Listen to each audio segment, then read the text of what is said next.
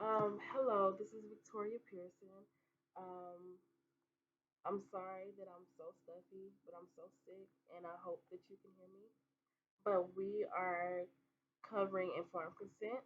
So, informed consent is basically that conversation between a counselor and client in writing as to what to expect in this relationship. So I downloaded the Olive Branch Informed Consent and Counseling Agreement, and I just want to read you the introduction of it, just one sentence.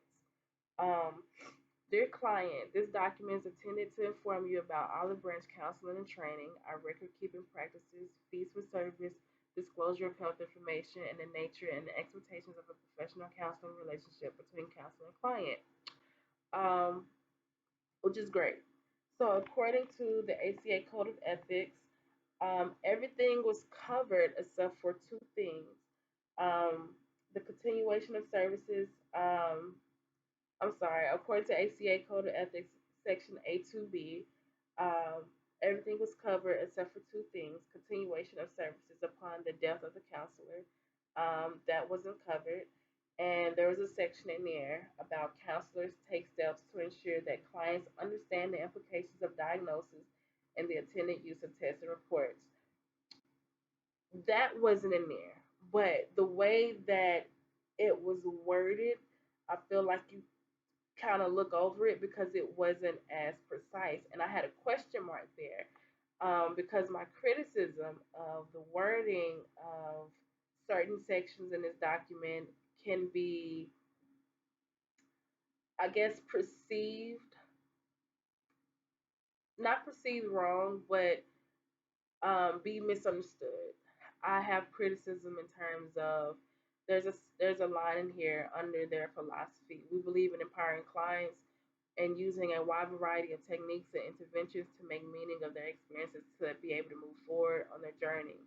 Um, Using a wide variety of techniques and intervention, for some reason, that doesn't sit well with me. um, I feel like if I was a client, I would have questions. Where would that put me? Where will I fall within that? What if I don't agree? What if I'm already into this relationship after I sign this form and I don't agree with one of your variety of techniques or interventions?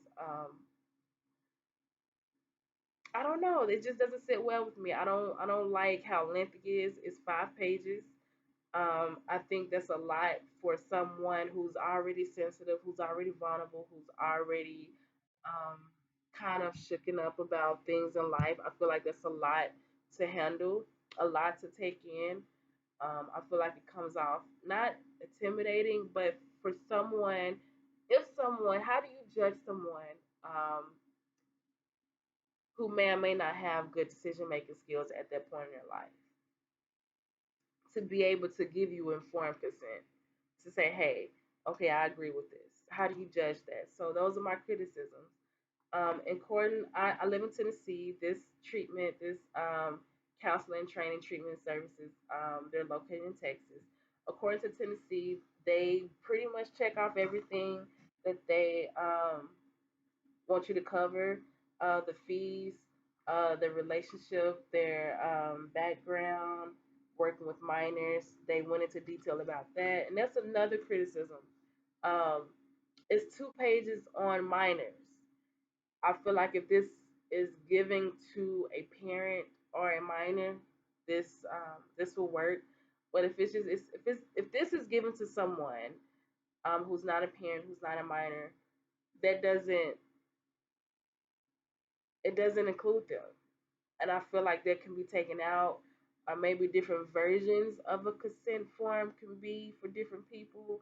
I don't I don't know if that's unethical, different versions of the consent form. I don't think it is. Um, if I'm a parent and I have minors that are being in a relationship with you, that's ethical. If I'm not a parent, um, I don't think I need to have 5 pages where two of those pages include something that has nothing to do with me. Um, I just think it makes it heavy. It makes this heavy. It makes it wordy. It makes it a lot to take in. It makes it longer to read. So yeah, Also, I found this acronym of BRAIN, BRAIN, by Dr. McBride. I've seen this acronym in different doctor offices before, but as it relates to informed um, consent, this is what it means. B stands for benefits, R stands for risk, A stands for alternatives, I stands for intuition, N stands for no, meaning that you have the right to say no. You have the right to not agree to anything that's in here. So, BRAIN is basically the acronym that puts in place to remind you of what the informed consent should go over. Basically, what the ACA Code of Ethics states that it should be. And that's my video. Thank you.